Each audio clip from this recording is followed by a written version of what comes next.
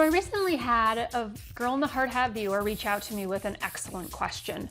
One that has spurred the topic of this video because it is pretty common.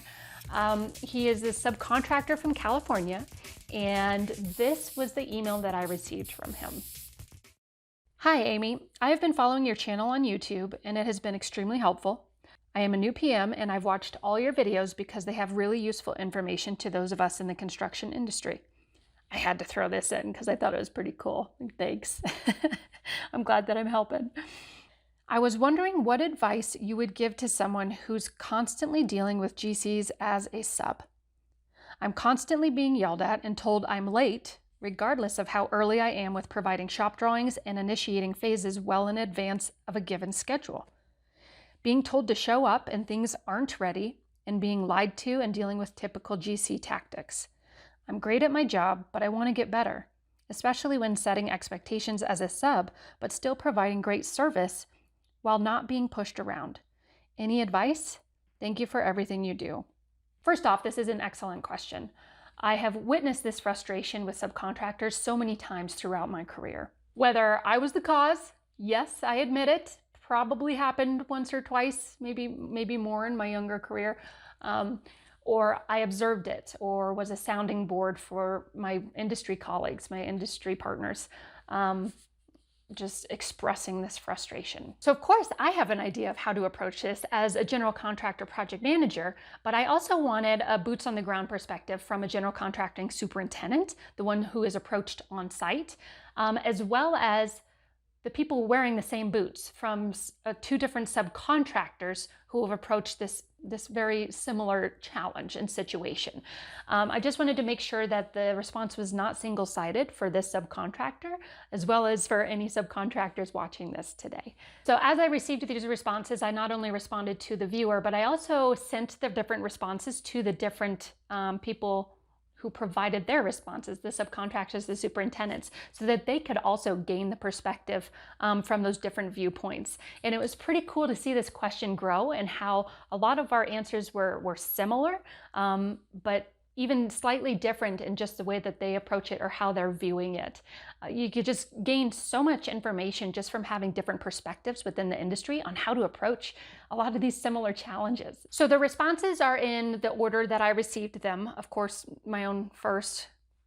If I didn't receive my own first, that'd be really weird. Anyway, but just seeing the different layers. So mine is first, and then the executive superintendent, and then two different subcontractors. So it really kind of shows you the different layers of what people are experiencing and how they're approaching it differently. And if you remember Deacon from our Construction as a Career for Veterans interview, he makes a guest voice appearance for my executive superintendent, and then also provides his own response as a subcontractor owner as well. And then we have our final subcontractor at the end. The one caveat, and I mentioned this in my response to the subcontractor, is this is not a quick fix.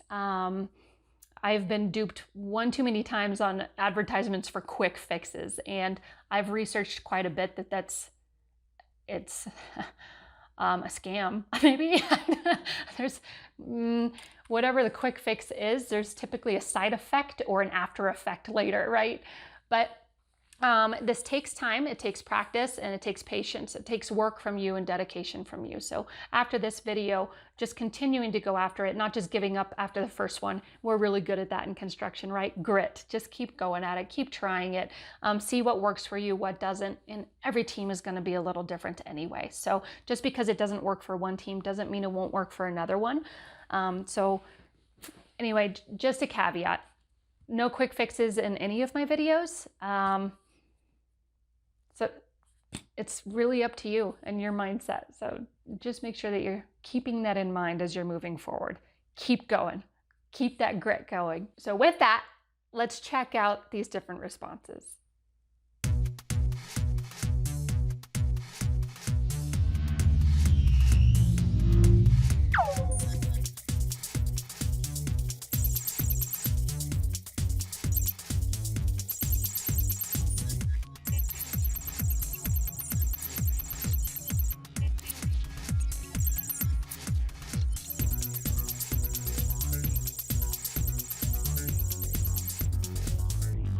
My best advice would be communication, early and often. Don't wait for them to approach you. This allows for you to set the expectations and shows that you have your shit together, which secretly is greatly appreciated by GCs.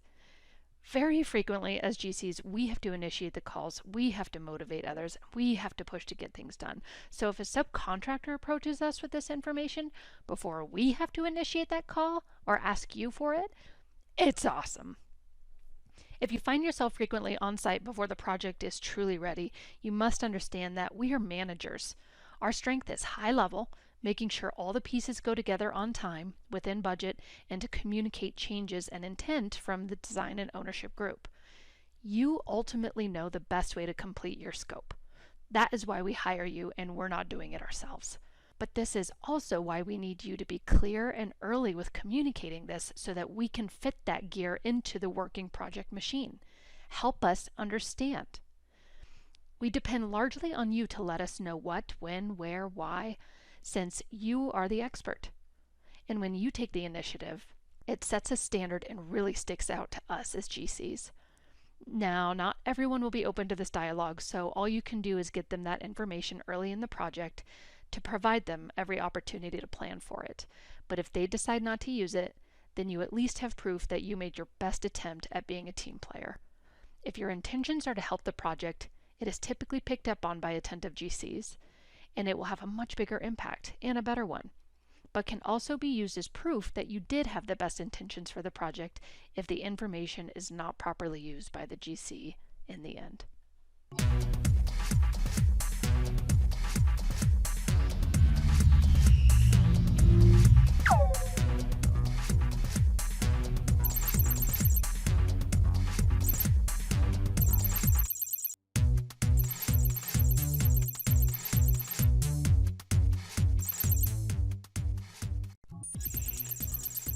My answers are going to be somewhat general, but here goes. The first step is the pre-construction meeting. Some GCs require, some don't. These not only allow expectations to be laid out by both parties, but also act as a start to communication with the superintendent. At this meeting, you as a subcontractor can determine the superintendent's experience, organizational skills, and demeanor. These are very important facts to know how to communicate and manage your work going forward on that particular job. Every super will be different and require a somewhat varied approach. As from our side as a GC, each subcontractor will require a different approach. After working with each other multiple times, then expectations are easier to know because of the relationship experience. In my opinion, the communication, written and verbal, are the most important keys to success. Don't rely only on written or only verbal, but a combination of the two approaches. Verbal is great to get information straight from the super, but written will come into play for changes and confirmation of expectations. Going to weekly coordination prior to your crew being on site is also very important, because seeing progress and talking with other subcontractors is the best way to gauge the reality of the schedule being presented by the GC. Scheduling is by far the toughest part of the job because of the factors that none of us are in control of, i.e. weather. After the job has gotten to the dry-in stage, then the remaining work is usually on a condensed schedule due to weather delays. Again, you can usually see this coming by monitoring the job and frequent site visits. As a super, my job involves team building and coordinating the job proactively, but a lot of supers are wholly reactive, which makes things a lot more difficult on the subcontractors. I hope this information helps.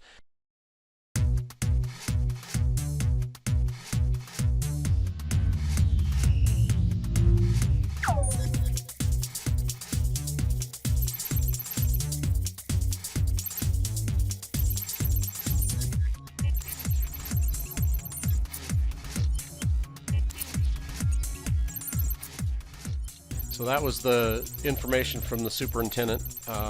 This is Deacon, and I'll add my 2 cents, I suppose. As a subcontractor and somebody that's worked with several different contractors over the years, I have found that most contractors are under constant pressure. We're all running tight schedules and tight budgets these days, and there's a lot of pressure from the building owners and from the architects and engineers and all of the changes that they throw into the mix. So certainly constant communication is the best approach. But I found that over the years, I developed a network of contractors that I like to work with, and I would be very deliberate about pricing my jobs and interacting with different contractors in a way that I put myself into a position of working with a consistent team. The more you can develop that network and have people that you know and have developed relationships with over the years, makes your job much simpler as time goes by. It's not always possible, but certainly in today's world, you can build that network through things like LinkedIn and other social media devices, and you can kind of keep track of where people are, because we do tend to move around a lot in this world. But once you know somebody's personality and you develop that rapport and relationship, it makes it much simpler.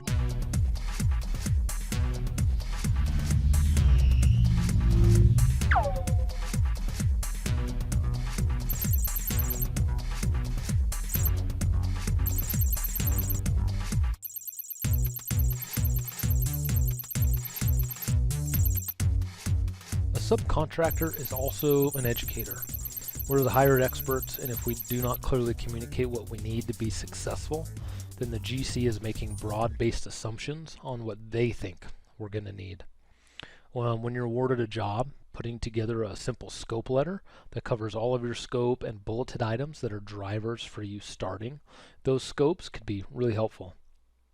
I use Microsoft project scheduling tools to do this, but a simple email or letter would also do the trick. Identifying what sequence of work you need done before, during, and after your scope is going to be vital. GCs have a lot on their plate. They often do not realize the negative impacts of the snowball effect. They help one sub or try to accelerate a specific area or try to accommodate a specific sub due to issues with their scope of work, and it has a large unintended consequence on another sub or another area of the project. Coordinate with adjacent trades directly when possible. Keeping the GC in the loop is going to be important, but not having to go through the GC for daily coordination is a massive time saver for them, and the quality of the coordination is definitely going to go up. No one is great at playing the game of telephone. When something impacts you, address it with the team immediately. Bring your solution when you bring your problem. The fastest way to get tuned out is to only be the problem identifier and not the problem solver. If a GC puts you in a box where you don't think you're going to be successful, clearly communicate what the full impact of that decision is. Is it time, sequencing, money, lost opportunity, etc.?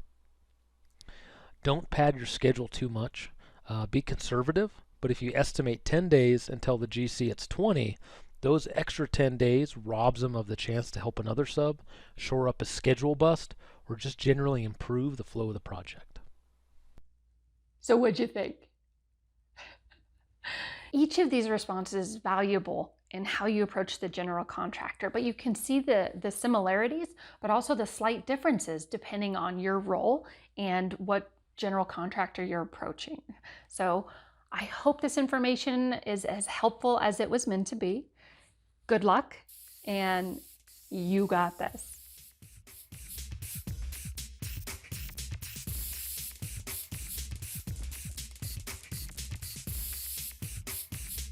So of course I've got a lot of great ideas. So